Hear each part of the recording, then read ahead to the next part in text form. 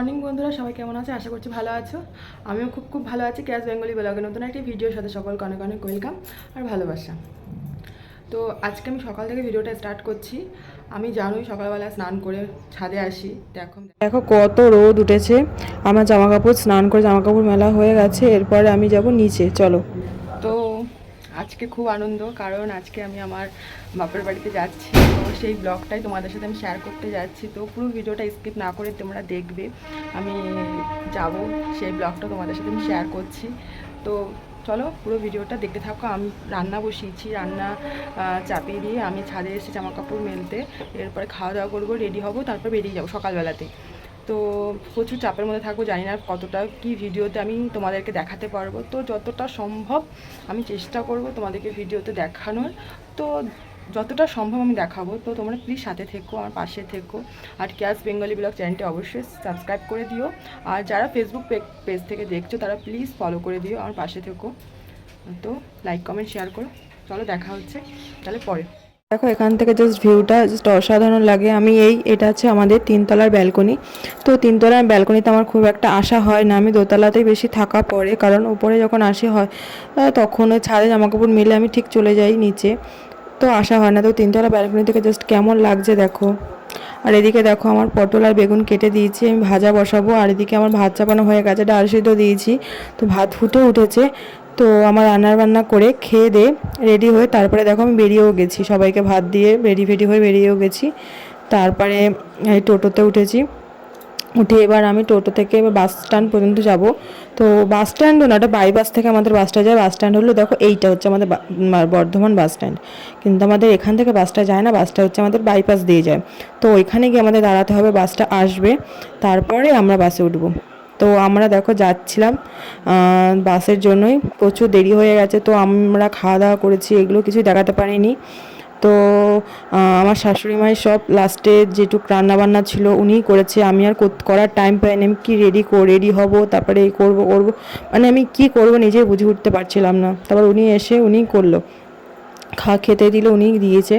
তা সেগুলো আর তোমাদের আমি ভিডিও করে দেখাতে পারিনি কিছুই। তারপরে দেখো আমি টোটোতে করে আসছিলাম, তখনই আমার ছেলে ঘুমিয়ে গেছে।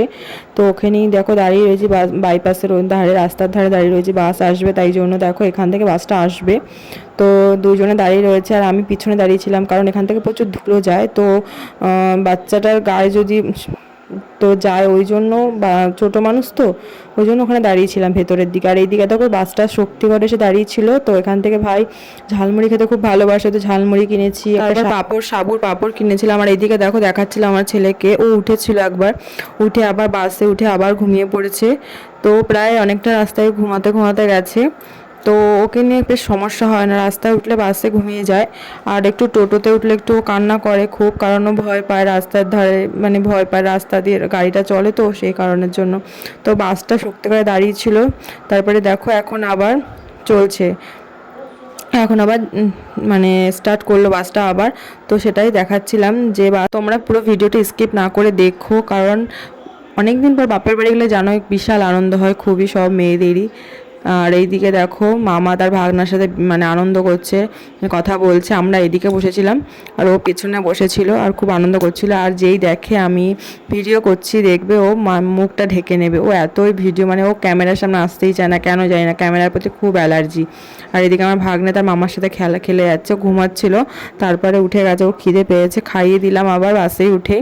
তারপরে আবার ও এখন খেলছে, অনেকক্ষণ ও খেলেছে, তারপরে আবার ঘুমিয়েছে, এই করছিল, খিদে পেলে ওঠে আবার ঘুমিয়ে যায়। তারপরে দেখো এদিকে আমরা একটা কোল্ড ড্রিঙ্কস কিনেছিলাম, সেই কোল্ড ড্রিঙ্কসটা ওর বোতলে একটু জাস্ট, ওকে ঠান্ডাটা খাওয়াইনি, যে মানে পুরো একদম গরম হয়ে গেছে, অনেকক্ষণ ছিল, সেটাতে একটুখানি খাইয়েছিলাম।